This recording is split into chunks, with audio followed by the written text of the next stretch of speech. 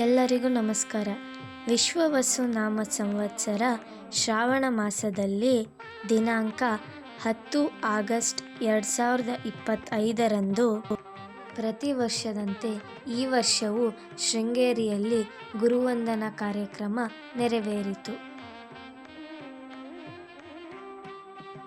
ಚಾತುರ್ಮಾಸದ ಈ ಸಮಯದಲ್ಲಿ ಗುರುಗಳ ಆಶೀರ್ವಾದ ಪಡೆಯುವುದೇ ಭಾಗ್ಯ. ದೇಶಸ್ಥ ಬ್ರಾಹ್ಮಣ ಸಮಾಜ ದಾವಣಗೆರೆ ವತಿಯಿಂದ ಗುರುಗಳ ಆಶೀರ್ವಾದ ಪಡೆಯಲು ಬಸ್ಸಿನ ಸೌಕರ್ಯ ಮತ್ತು ವಸತಿಯನ್ನು ಏರ್ಪಡಿಸಲಾಗಿತ್ತು.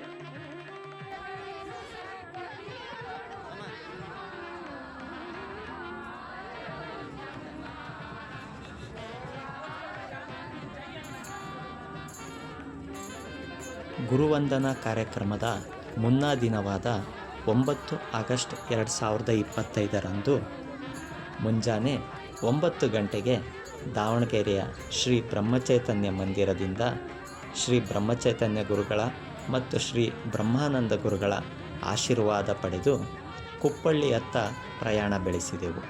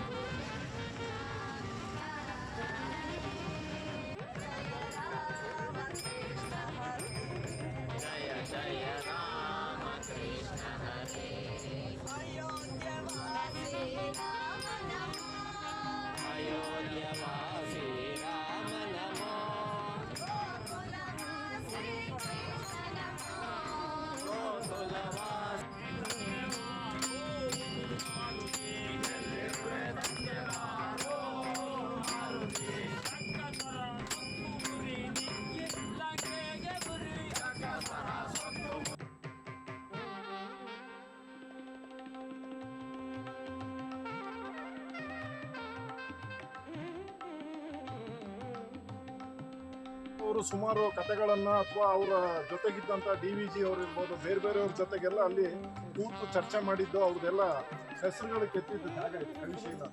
ಇದಾದ್ಮೇಲೆ ನಾವು ಬರ್ತಾ ನೋಡಿದ್ವಿ KP ಪೂರ್ಣಚಂದ್ರ ತೇಜಸ್ವಿ ಅಂದರೆ ಕುವೆಂಪುರವರ ಪುತ್ರ ಏನಿದೆ ಅವ್ರದ್ದೊಂದು ಸ್ಮಾರಕ ಇದೆ. ಅಲ್ಲೇ ಹೇಮಾಂಗಣ ಅಂತ ಇದೆ. ಹೇಮಾಂಗಣದಲ್ಲಿ ಕುವೆಂಪು ಅವ್ರ ಬಗ್ಗೆ ಒಂದು 35-40 ನಿಮಿಷದ ಒಂದು ಸಣ್ಣ ಶಾರ್ಟ್ ಫಿಲಮ್ ಇದೆ. ಅದನ್ನು ನೋಡೋಣ. ಅದನ್ನು ನೋಡಿದ ತಕ್ಷಣ ಅಲ್ಲೇ ಊಟದ ವ್ಯವಸ್ಥೆ ಇದೆ.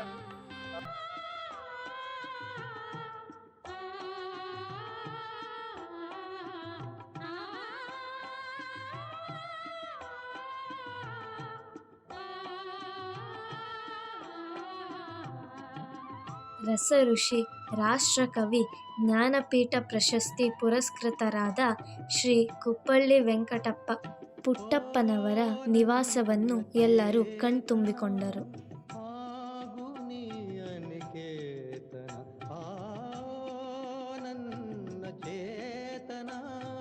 ಕುವೆಂಪು ಪ್ರತಿಷ್ಠಾನದಿಂದ ನಿರ್ಮಿತವಾಗಿರುವ ಹೇಮಾಂಗಣದಲ್ಲಿ ತಂಗಲು ರೂಮ್ಗಳ ವ್ಯವಸ್ಥೆ, ವೇದಿಕೆ, ಅಡಿಗೆ ಮನೆಯ ವ್ಯವಸ್ಥೆ, ದೃಶ್ಯ ಮತ್ತು ಶ್ರಾವ್ಯ ಕೊಠಡಿ ಹಾಗೆ ಗ್ರಂಥಾಲಯದ ವ್ಯವಸ್ಥೆಗಳು ಕೂಡ ಇವೆ.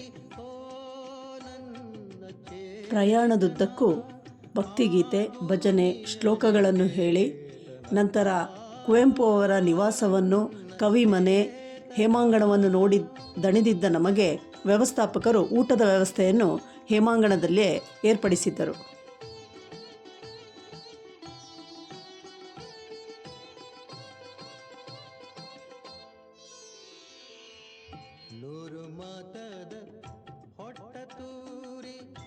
ಎಲ್ಲ ತತ್ವದಲ್ಲೇ ಮೀರಿ 100 ಮತದ ಹೊಟ್ಟ ತೂರಿ ಎಲ್ಲ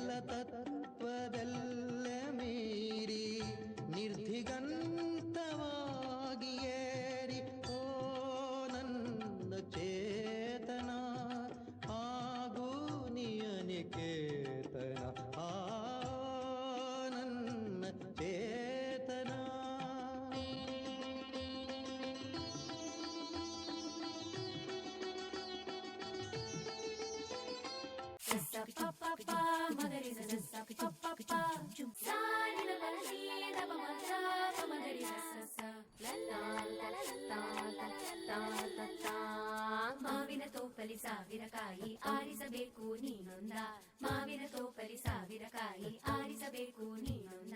ಹುಳಿಯಿದ್ದರೆ ಉಪ್ಪಿನಕಾಯಿ, ಸಿಹಿಯಾಗಿದ್ದರೆ ಸೀಕರಣೆ, ಹುರಿದಿಟ್ಟ ಮೆಣಸಿನಕಾಯಿ, ಸಿಡಿ ಸಿಡಿ ಎಂದರೆ ಒಗ್ಗರಣೆ.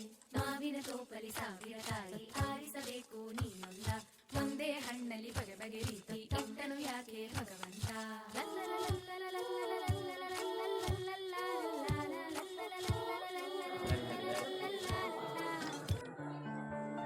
ಕುವೆಂಪುರವರ ಜೀವನ ಚರಿತ್ರೆಯನ್ನು ಕಿರುಚಿತ್ರದ ಮೂಲಕ ನೋಡಿ ಪುಳಕಿತಗೊಂಡೆವು.